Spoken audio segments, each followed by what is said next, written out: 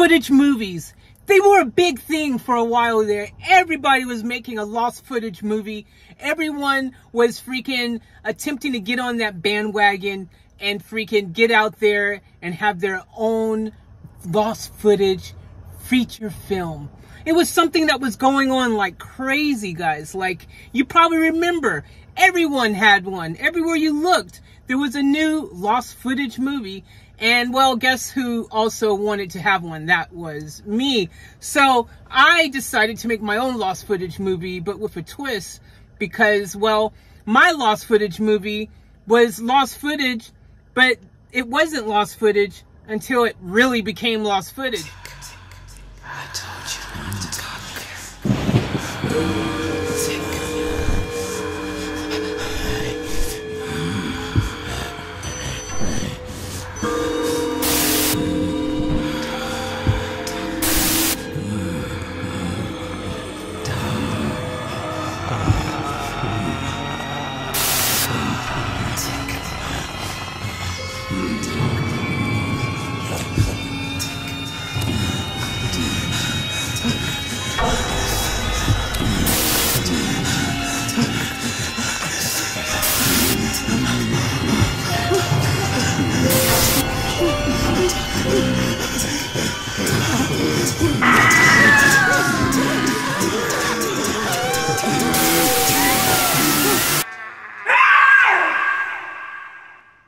That's crazy stuff, right? Yeah, it is. Well, let me tell you what happened, and let me tell you what's going to happen, because if you're watching this video and you stay all the way to the end, I'm going to reveal what's happening next with my feature film.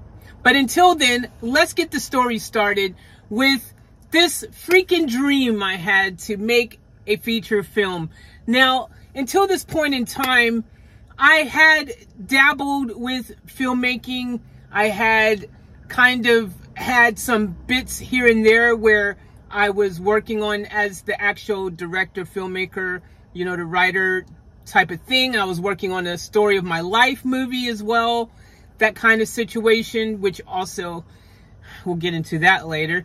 But I had experience doing acting though and stuff like that. I'd been in TV shows, commercials. I've been in a few different projects and things over the years. But I wanted to make my own movie. And if you're a filmmaker like me, if you're someone who's into all that kind of stuff, and my background being music and entertainment and all that kind of goes hand in hand. I don't know, you just somehow acting and filmmaking and, I don't know, creative mind. I always have all these ideas and thoughts and things running rampant in my mind.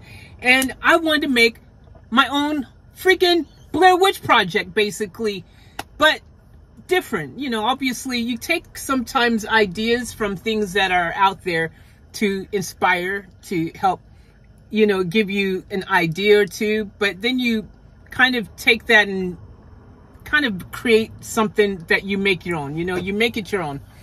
And I wanted to make a horror movie, and I did, and it was called Dark Unrest.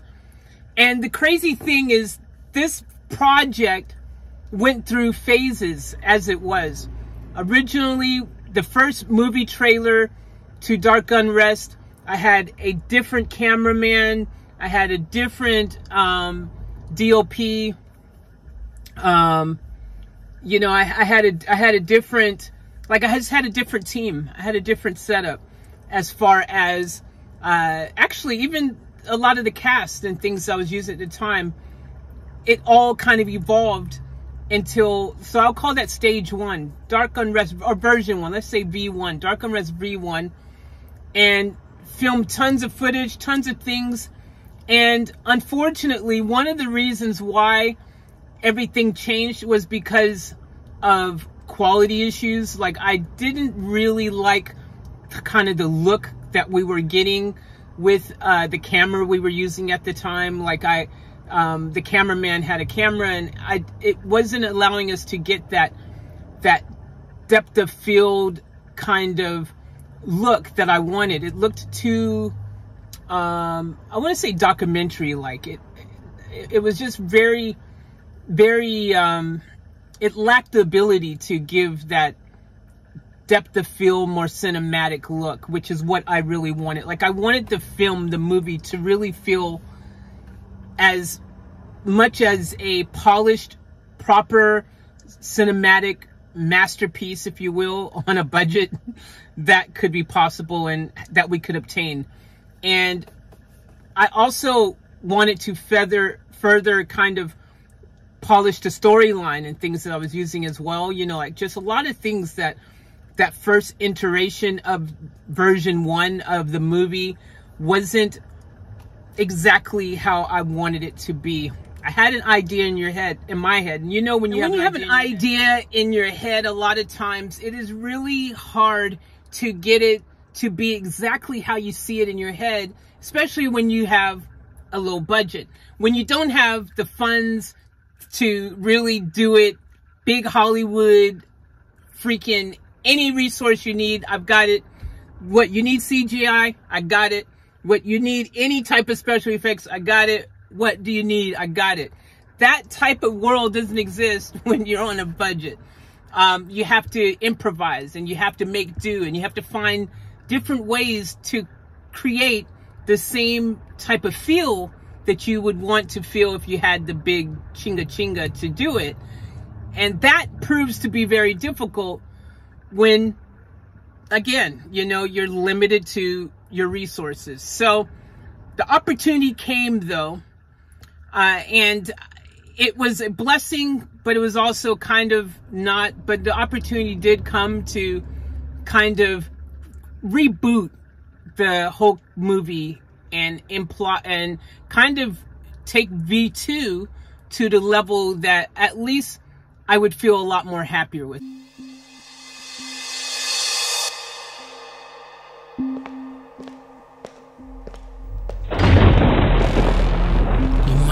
This is a horror movie. Well, it's not. It's more of a love story. About a guy. Oh my God, we have to get out of here! That's me.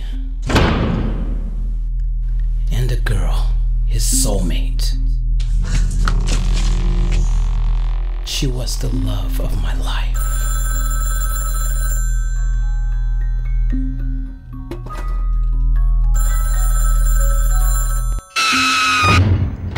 Didn't even know it was daytime.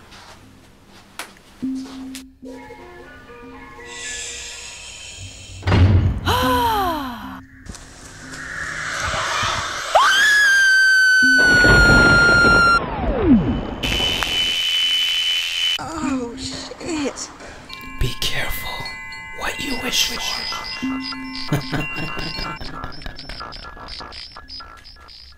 Still never going to be this huge blockbuster type of feel because I didn't have blockbuster type of feel backing to make it happen.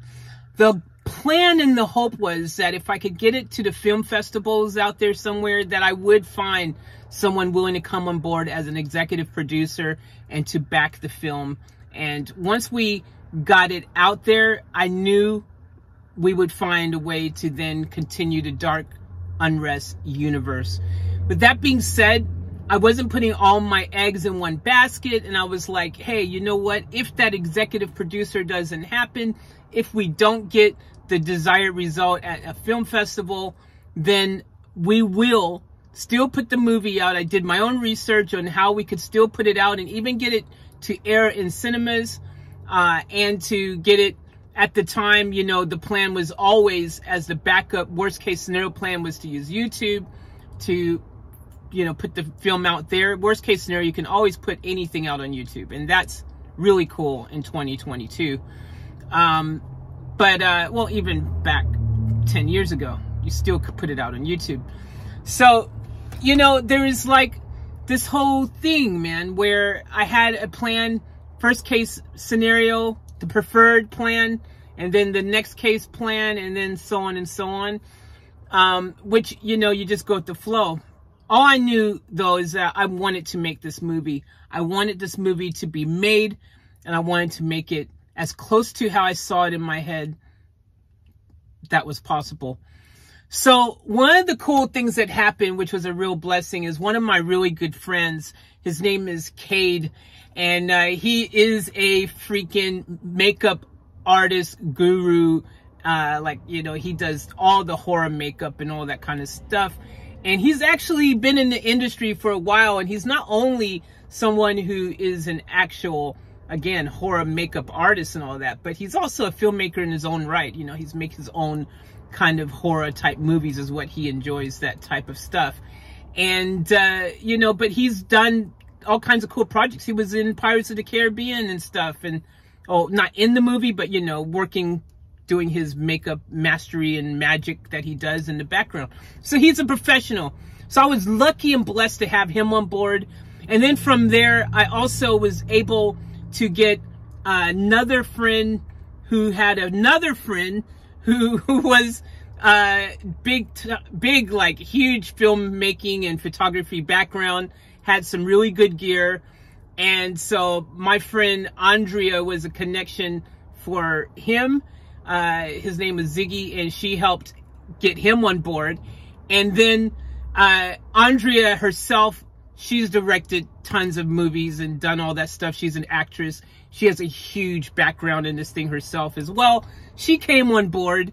And then it was just really a matter of, after that, seeing who was the best people that were industry, actually experienced actors, you know, and when I say actors, that also means actresses. I think, haven't we decided that it's all actors now? I thought there was a whole big debate on that.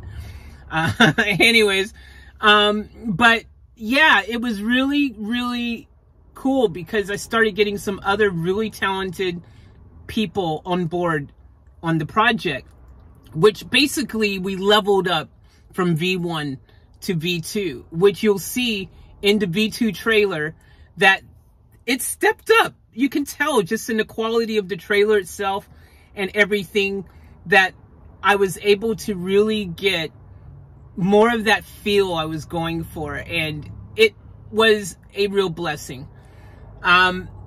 We filmed the movie, and we filmed it in stages. Everyone had availability issues and different things like that. One of the awesome people that I had come on board, there was two actresses. One was Cecilia, and one was Anna. And these are, again, people who have done stuff. They're very talented, really good.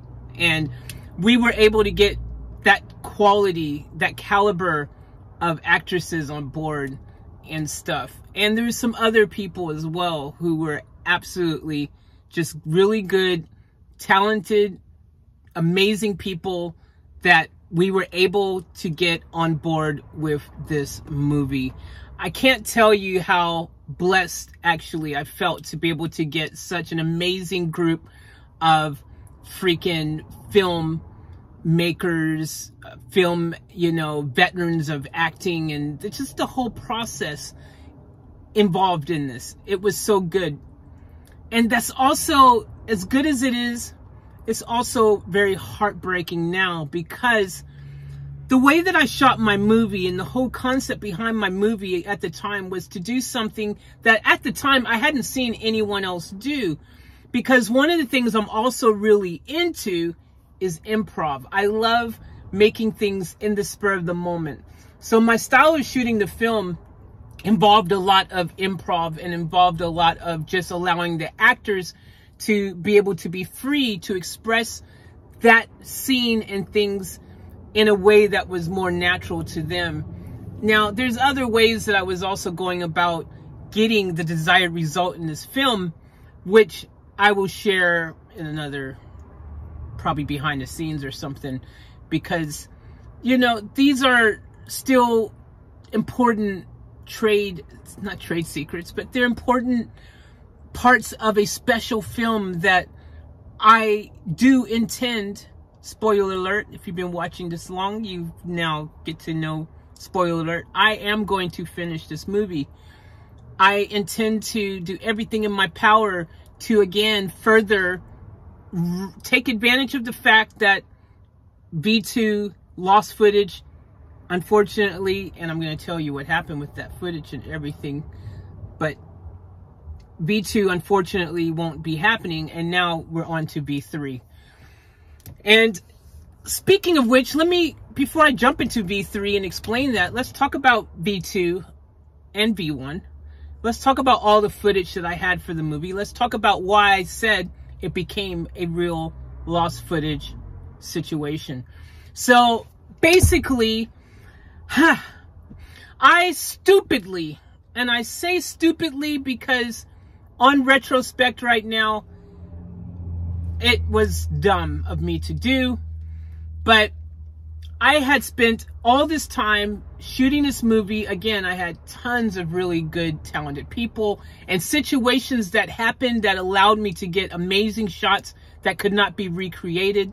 At the time, I had my recording studio, a different recording studio than my most recent one, but I had a recording studio at the time that was really cool, and the area where it was located allowed for me to do things and get certain shots that I can never now get. The involvement of a lot of people that I had at the time now, again, could not be even recreated, because one of the actors, she was about 5 or seven or something, somewhere around that age frame, maybe even 4 or 5 when we shot the footage with her. And she'd be now freaking 12 or 15, maybe even, you know, like 16, 17. So we can't use her. She's no longer fits the character. She's too old now. So there's things like that. Gosh, I can't believe it's been that long. Wow. Okay. This project's been a labor of love now for, I guess it's been about 9 years. Since I made trailer 1. That's a long time. And unbelievable. That time just flies, dude. But, so yeah, basically, there's that type of situation. There's also, people who no longer live in the country. I know one of the other actresses, she went to the States or Canada. She went to Canada. She was supposed to come back. I don't know if she did. You know, my kind of relationships with a lot of these people over the years just kind of, you know, as they do, sometimes you just lose contact with people. And especially with COVID and all these things that's happened in recent times, you know, just attempting to get the original people back. And even if they were interested or wanting to be interested, I don't know if I could even shoot the movie with them now, because again, the way that I was shooting the movie, the whole concept behind how I was shooting the movie involved a lot of being in the moment and feeling the moment, seizing the moment in an improv sense. And because the movie has been shot now twice, I think one of the things that, yeah, I think would make it the hardest, definitely without a doubt, is the fact that they know the scene now. It would be less of improv and more of a rehearsed scene now. And even though they're talented and I know they could pull it off, I don't know if that's going to be the best thing to keep true to my original concept for the movie. Plus, again, time has passed and I don't know if I can even get a hold of a lot of people. Matter of fact, I think Cecilia, she's just not even acting anymore. Last I had heard, she was like retired from that, doing other things with her husband. And so, you know, it's one of those situations. I don't think I could even get the old crew together, even if I wanted to, even if I thought it could work. Matter of fact, Anna, I think she's in another country back home. I think she went back home to Europe. And I think she's like, see, a lot of these people are also, they're living their dreams now, man. They've had success in other projects. I think Anna had a show in Germany or something, man, like that she was doing. And, you know, time has passed and everyone has gone on to do different things. So it kind of breaks my heart and saddens me greatly, because this movie, now 2 versions of it, can never see the light of day, and that's heartbreaking. And I'll tell you why. I haven't even explained why it became a real lost footage situation yet. Only the people who know, and those are usually people who are associated with the film. They know what's happened, but some of you guys obviously have watched the trailer, and I read in one of the comments, like, well, someone wrote, oh, I guess this led to nothing. I was like, yeah, I sadly can't even say anything opposite of that, because it has kind of fizzled out as other things have kind of taken prevalence. You know, I did myself kind of get distracted to other things and projects. You know, I opened up my restaurants and things, because that's another thing of mine. I wanted to franchise my restaurant brands. And I'm also, music's my first love. So I produce music, sing, write, I do all that, you know, so my record label stuff and music things and projects and all these other things kind of got me off of my kind of beaten track as far as the movies go. Which, that's the problem with being me. Someone who has multi-interests, multiple things that, you know, kind of get me excited or passionate about. I have so many passions that sometimes it's hard to bring one said passion to completion, because I'm like the new shiny thing. Oh, wow. I'm kind of that way. I get really excited and passionate about so many things. So yeah, it's like that. But in 2022, at the start of this year, one of my goals was I wanted to bring a lot of these projects to completion. A lot of things I started, I wanted to see them finally get that completed freaking just tick in my box of boxes. And that is just going to be such a satisfying thing for me, especially with projects that were so close to my heart, that really meant the world to me, like this movie, to finally see the light of day and be completed. And at this stage, just getting it completed, I would be happy. If it led to something bigger, where it ended up being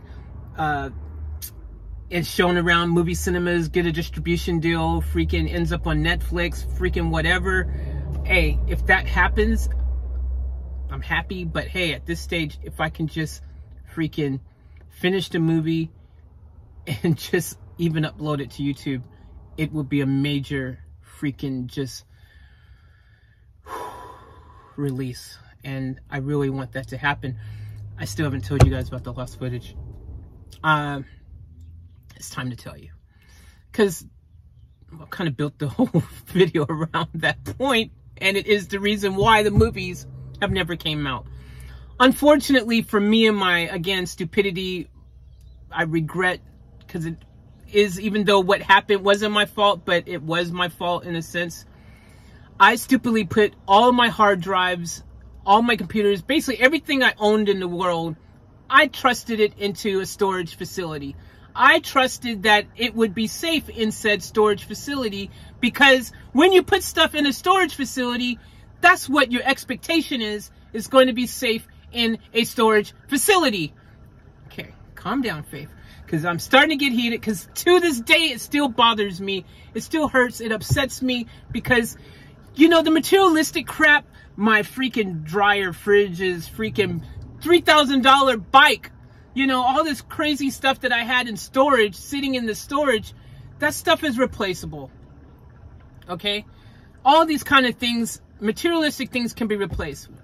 Come find out in 2022, not as easily as I thought. Things can kind of be difficult to replace in 2022.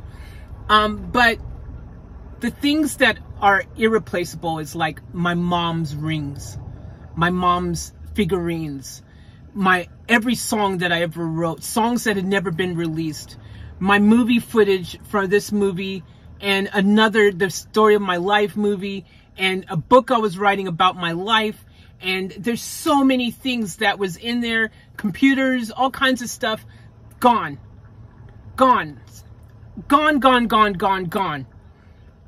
I lost everything. Okay? I lost everything. And again, the worst part about it really is the stuff that can't be replaced.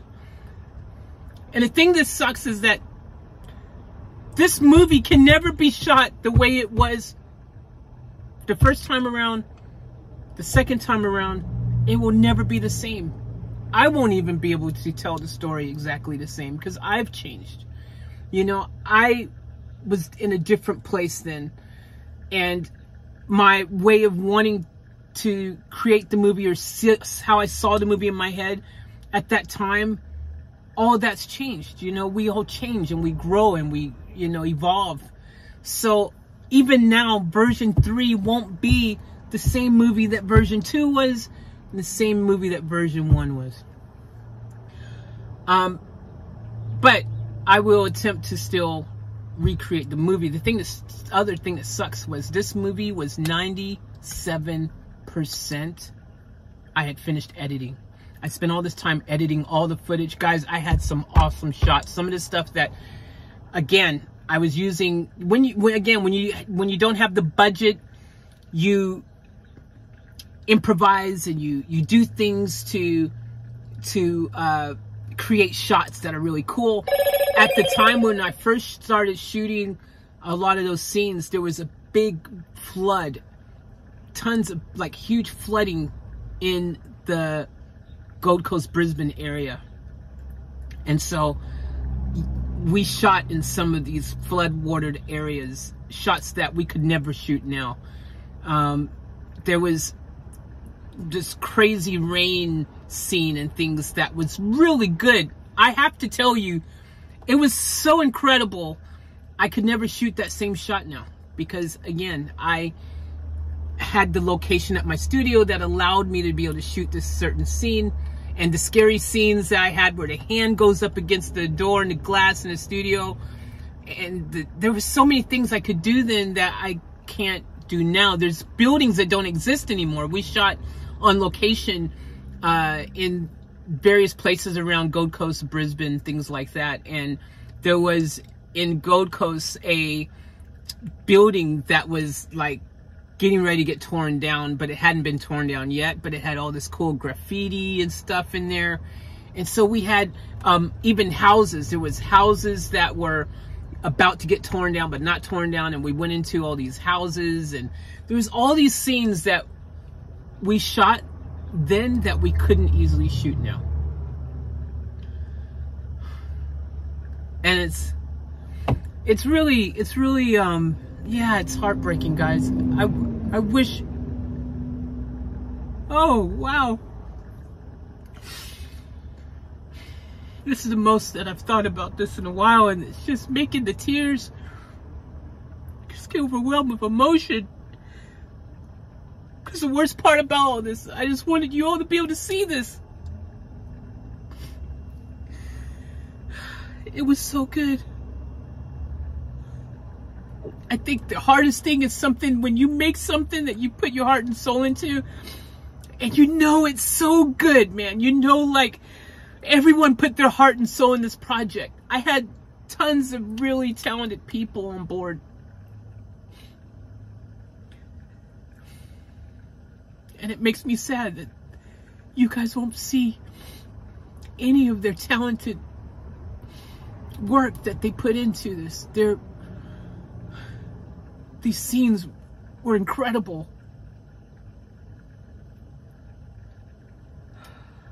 I still can't believe that this happened. I still can't. Oh, it hurts so bad, guys. And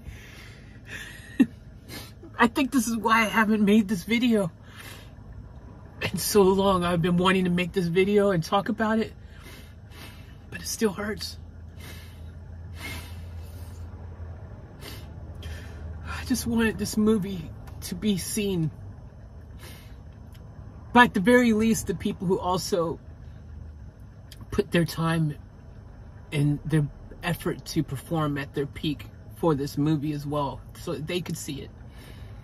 So that, you know, they could see, like, yeah, this is that movie I worked on I was telling you about.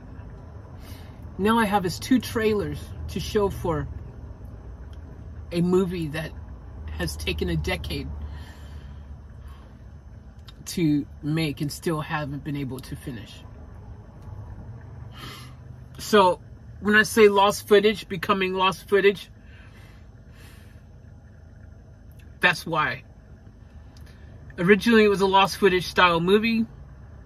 The concept though of the storyline was lost footage, but it wasn't your typical lost footage. It was more of a future type thing. It was a very intriguing storyline that I had with a bunch of different twists. But the irony that it actually became lost footage.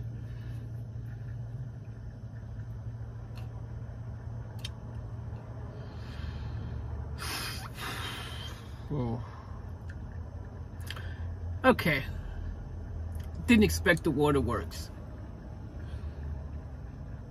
But this has been one of those things that has just really hurt. I'm going to say it's my fault because, hey, I'm the one who put the stuff in the storage unit. I should have had that on me. But again, at that point in my life,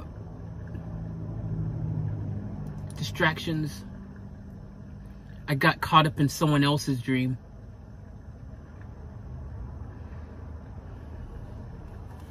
Story for another day. So as promised, what's happening next?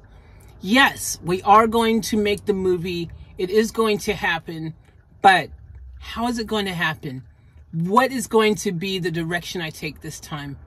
I'm going to give you the whole lowdown right now. Thanks for watching to the end of the video. So, guys, basically what I'm going to do is I'm going to be firstly making sure that I can have the best camera possible to film V3 with. We're going to use a camera that I have been doing a lot of research on right now, and I think that it is obtainable. I think we can get this camera, and I think that it's just a matter of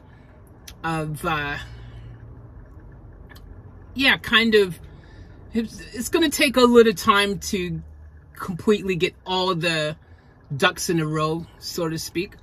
But I do believe we can obtain this camera. Now, by having your own camera, it allows, obviously, flexibility to be able to shoot the movie anytime, any place, anywhere, and ultimately is cheaper than renting and leasing said camera.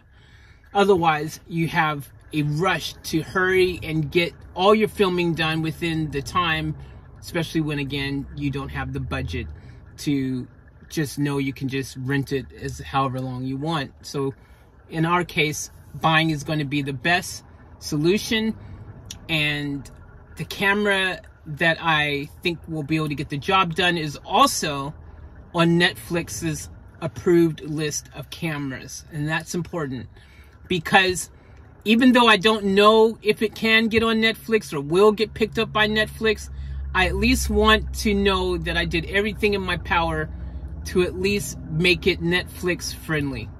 So that is very important, and that is one thing that I will be doing, is shooting it with a Netflix approved camera. So worst case scenario, if it doesn't get picked up in big distribution with a big movie house and thrown in cinemas all over the place, which after this now COVID era of life and a lot of blockbusters going direct to video, probably doesn't even matter as much anymore. You know, we might be able to just go ahead and be happy with getting it on a streaming service. Doesn't necessarily have to even be Netflix, but hey, if it's good for Netflix, means the other streaming services that exist out there, we might be able to get a deal with one of them. So that's the plan. Worst case scenario, again, like I said, it will go on YouTube. Without a shadow of a doubt, it's going to be out there and it's going to happen. So that is a big deal. As far as the cast, I do want to see if I can get my friend involved, you might know him, Maverick. Mav, he shot some stuff with me early on in my early channel days. And he also shot my original The Last Breath movie trailer, if you guys recall. So he's become very busy with a lot of projects. I don't know if I'll be able to get him on board, but if I can, he would be who I want to get on board as my DOP this time around.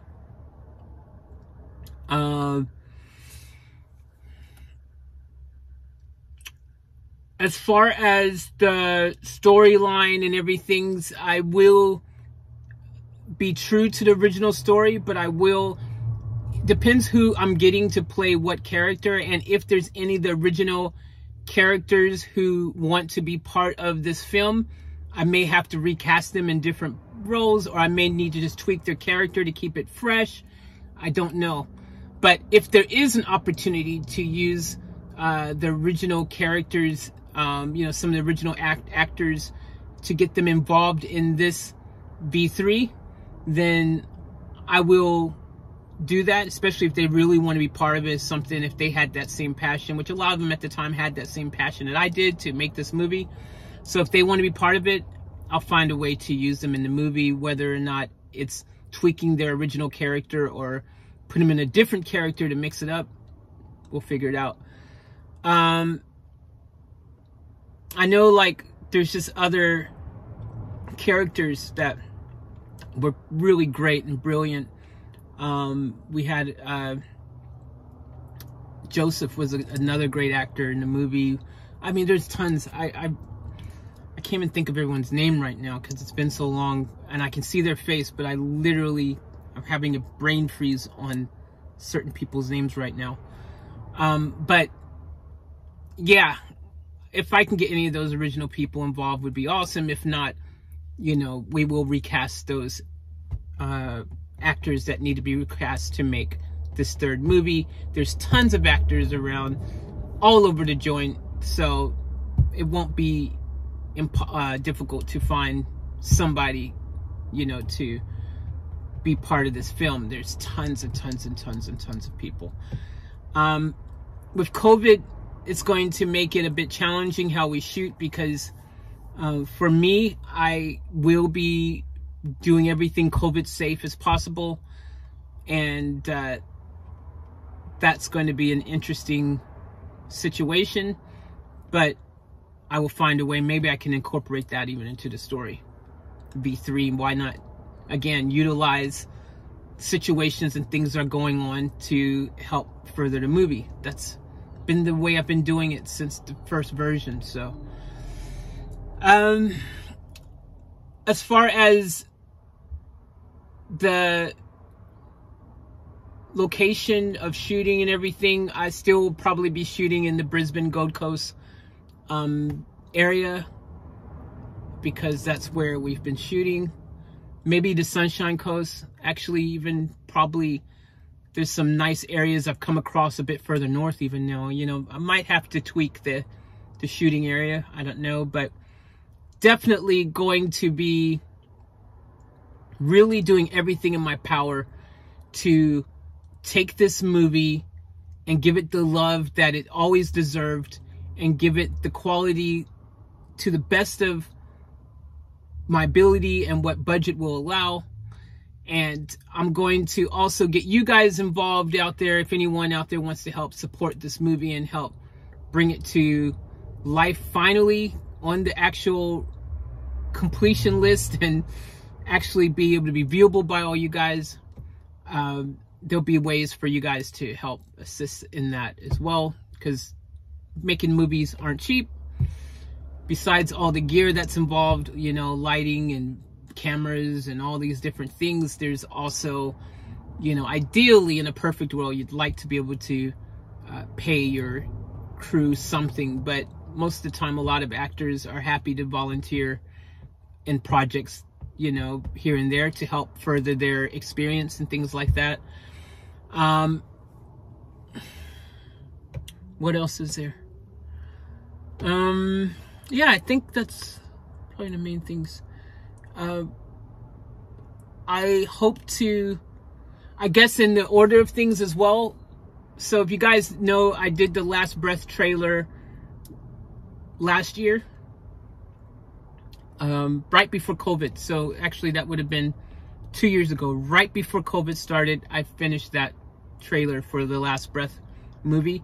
That movie's going to happen as well. I've also talked to you guys about the Queen movie, inspired movie, I'm in Love with My Car. That movie's going to happen as well.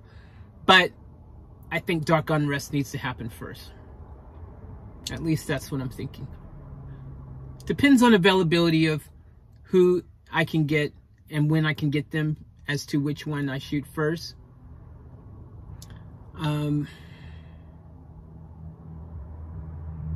But yeah, it's going to happen. I think that's probably all I got to say at the moment. I don't know. I'm kind of overwhelmed with emotion just thinking about this movie. And yeah, just, you know, when things happen, a lot of times we block it out. We kind of put it in the back of our head, and because, you know, it just stresses you to think about it. Yeah, this movie has been one of those things where I've been attempting to not really think about too much, but I need to, because I want to bring this movie to fruition and completion. So anyways, guys, thank you for tuning in. If you have any questions regarding the movie, or if you want to be involved in the movie, you can always shoot an email to offtaplifeusa@gmail.com, or yeah, give your ideas, thoughts. Maybe you have a really cool suggestion or way that you can help, or maybe you're a budding actress or filmmaker yourself or whatever, and you want to lend a hand, whatever, go ahead, shoot me an email. And if you're excited about this movie, and you like horror movies, or any of the other 3 movies or 2 movies, it's technically also the Story of My Life movie, there's 4 movies. So there's 4 movies I want to do in the immediate, and I would like to see these all come to fruition over the next like 2 to 4 years. I want to film them, edit them, release them. I want to get it done. And if I can get the right team, and the right gear and the right everything, I know I can make it happen. So yeah, anyways, let me know your thoughts. Thank you for tuning in. I appreciate all you guys. As always, remember to live the fullest, keep it off tap. I'm out.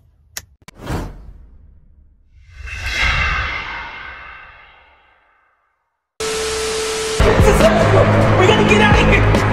I'll catch you guys later for another vlog!